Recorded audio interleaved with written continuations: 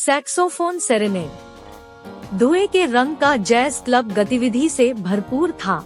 हवा सिगरेट और परफ्यूम की खुशबू और बातचीत की धीमी गड़गड़ाहट से घनी थी।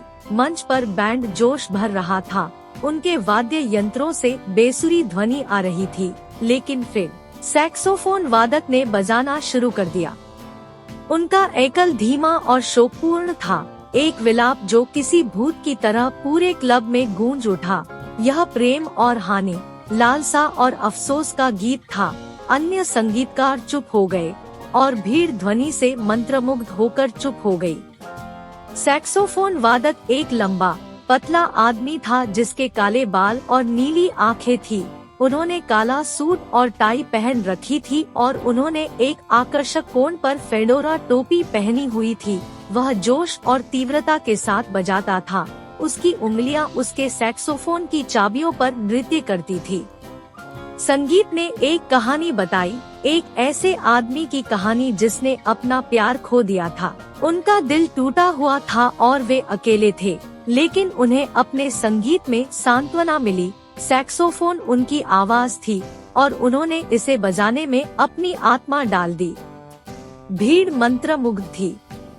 वे चुपचाप बैठे, संगीत सुन रहे थे मानो यह कोई पवित्र अनुष्ठान हो। सैक्सोफोन वादक की उंगलियां चाबियों पर नाच रही थी और उसके होठों ने सुरों को एक ऐसी धुन में ढाला था जो सुंदर और हृदय विदारक दोनों थी। गाना खत्म हुआ और भीड़ तालियों से गूंज उठी। सैक्सोफोन वादक ने सिर झुकाया और मुस्कुराया। उसने अपने संगीत से उनके दिलों को छू लिया था और वह जानता था कि वे उसे कभी नहीं भूलेंगे। सैक्सोफोन वादक का नाम चार्ली था। वह एक जैज संगीतकार थे जो बचपन से ही सैक्सोफोन बजा रहे थे। वह एक प्रतिभाशाली संगीतकार थे जिनमें कामचलाऊ व्यवस्था की स्वाभाविक प्रतिभा थी। चार्ली कोई भी गाना बजा सकता था और वह हमेशा उसे अपना बना सकता था। चार्ली एक शर्मीले और अंतर्मुखी व्यक्ति थे। उन्हें ज्यादा बात करना पसंद नहीं था, लेकिन उन्हें अपना सैक्सोफोन बजाना पसंद था। जब वह खेलते थे तो उन्हें ऐसा महसूस होता था कि वह खुद को इस तरह से व्यक्त कर सकते हैं जिसे वह शब्दों में व्यक्त नहीं कर सकते।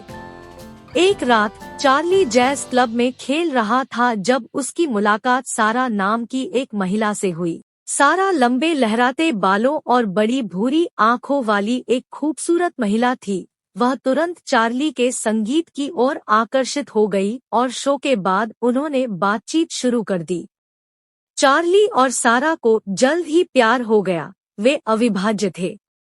उन्होंने अपने दिन शहर की खोज में और रातें संगीत सुनते हुए बिताई। चार्ली पहले से कहीं अधिक खुश था, लेकिन फिर त्रासदी हुई। सारा को एक लाइलाज बीमारी का पता चला था। चार्ली तबाह हो गया था।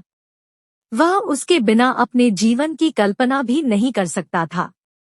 कुछ महीने बाद सारा की मृत्यु हो गई। चार्ली का दिल टूट गया था। उन्होंने खुद को अपने अपार्टमेंट में बंद कर लिया और किसी से भी मिलने से इनकार कर दिया। वह अब अपना सैक्सोफोन भी नहीं बजाता था। एक रात चार्ली अपने अपार्टमेंट में बैठा सारा की तस्वीर को घूर रहा था। उसने अपना सैक्सोफोन उठाया और बजाना शुरू कर दिया। सारा की मृत्यु के बाद यह पहली बार था जब उन्होंने खेला था। संगीत धीरे धीरे निकल रहा था। यह प्रेम और हानि, लालसा और अफसोस का गीत था। चार्ली ने अपने दिल से गाना बजाया और उसके चेहरे से आंसू बहने लगे। जब उन्होंने खेलना समाप्त किया तो चार्ली को शांति का एहसास हुआ। वह जानता था कि सारा हमेशा उसके साथ थी, उसके दिल में और उसके संगीत में। सारा की मृत्यु के बाद चार्ली ने सैक्सोफोन बजाना जारी रखा। वह हर रात जैज क्लब में बजाता था और वह अपने अपार्टमेंट में अपने लिए बजाता था। उनका संगीत उनके लिए सारा से जुड़ने और उनकी स्मृतियों को जीवित रखने का एक तरीका था। एक रात एक प्रसिद्ध जैज निर्माता क्लब में दर्शकों के बीच मौजूद था। वह चार्ली के खेल से इतने प्रभावित हुए कि उन्होंने उन्हें एक रिकॉर्ड डील की पेशकश की। चार्ली पहले तो झिझक रहा था, लेकिन आखिरकार वह मान गया। चार्ली का एल्बम बहुत सफल रहा।